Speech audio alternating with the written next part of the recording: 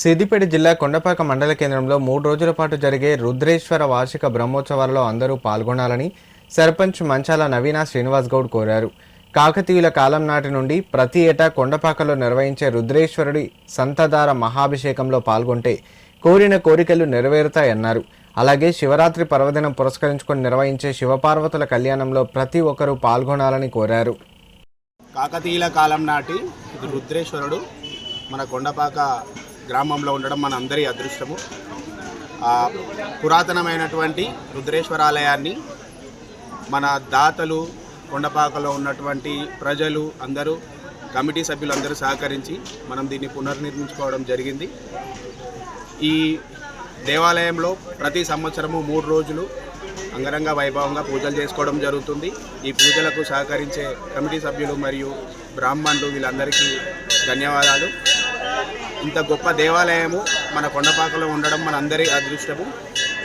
మనకు మొదటి రోజు సంగీత కచేరీ శశిధర శర్మ గారి ద్వారా, 2వ రోజు కళ్యాణము, 3వ రోజు సహస్ర ఘటాభిషేకం జరుగుతుంది.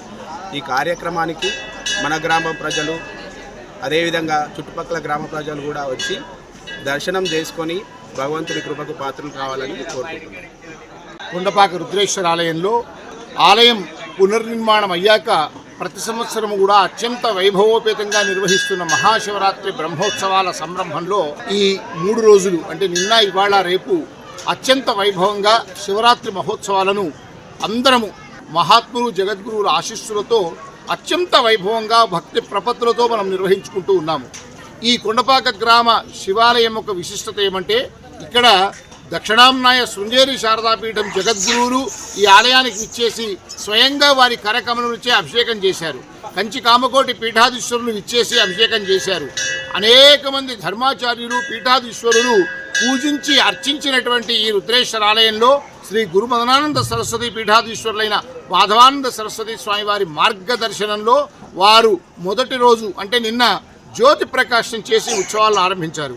ఇవాళ మహాశివరాత్రి సందర్భంగా ఈ ఉదయం 6 గంటల నుంచి రేపు ఉదయం 6 గంటల దాకా నిరాటంకంగా రుద్రేశ్వరుడికి గర్భాలయంలో మహన్యసపూర్వక రుద్రం నమకం చమకంతో ఆ రుద్రాభిషేకాలు జరుగుతూ ఉన్నాయి. దాదాపు 12 మంది వేద పండితులు నిరంతరాయంగా రుద్రేశ్వరుడికి రుద్రంతో అభిషేకం చేస్తూ ఉంటారు.